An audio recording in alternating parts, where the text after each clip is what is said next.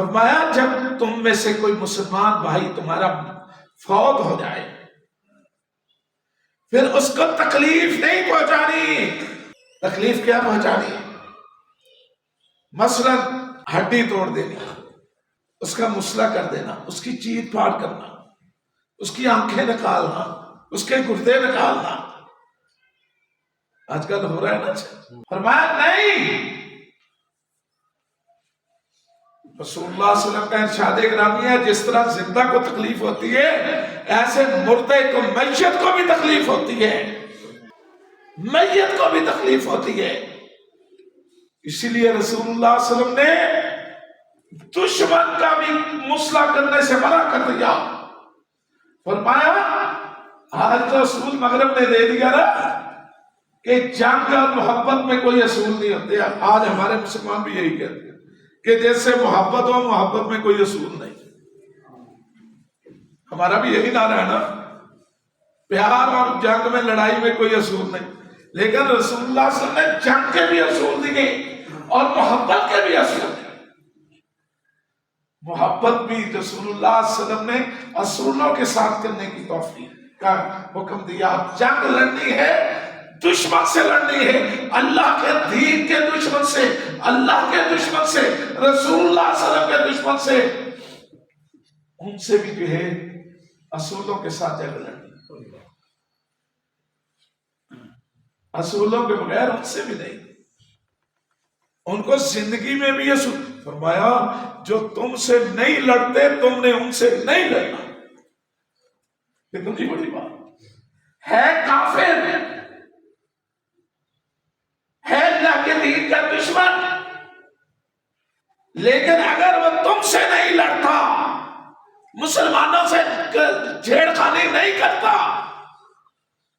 تو اسلام کہتا ہے تم نے بھی اس کو جو ہے اس کے ساتھ چھیڑخانی نہیں کرتی۔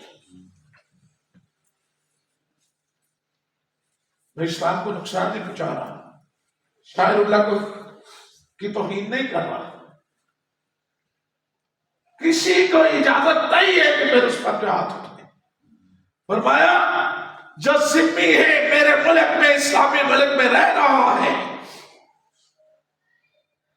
اس کی عزت، اس کا خون، اس کا مال، اس کے بیوی بچوں کا جو ہے حفاظت اسلامی حکومت کی ذمہ داری ہے، حتیٰ کہ ان کے عبادت خانوں کی ذمہ داری بھی اسلامی۔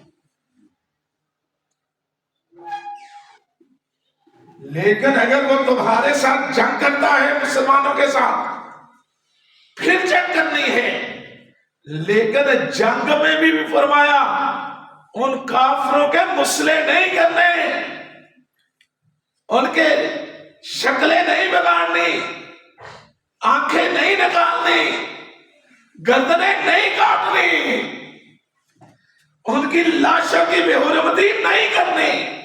غزوہ احزاب ہے، چند کافروں نے عمر بن عبد ود کی قیادت میں خندق کو پار کر لیا اور آ کر مقابلے میں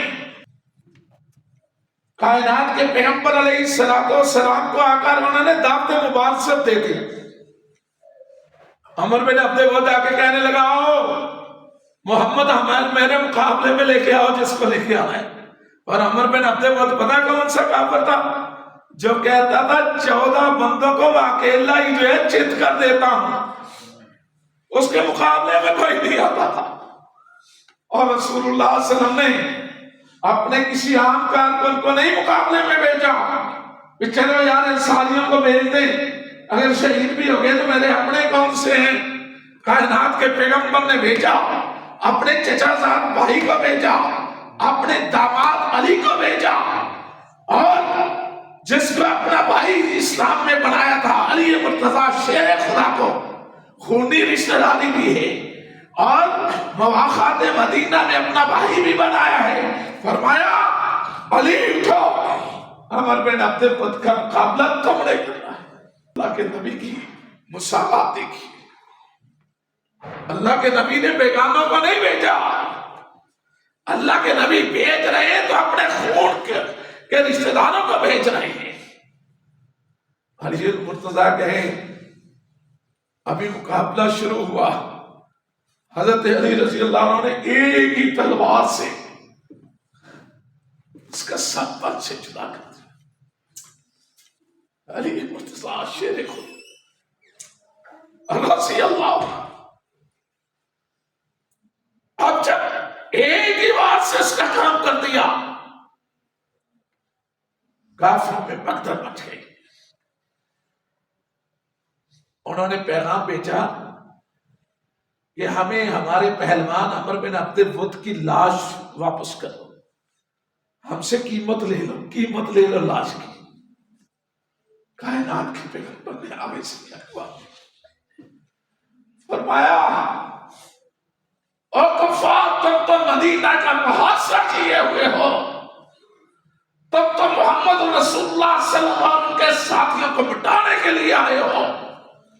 سن لو، ہم میں اور میرے ساتھی اسلام میں ہم مردوں کی قیمت نہیں کھایا کرتے. جاؤ اٹھا کے لے جاؤ اپنے عمر بن عبد الود کی لاش ویسے ہی اٹھا کے لے جاؤ، ہم اس کی قیمت 1 روپیہ بھی وصول نہیں.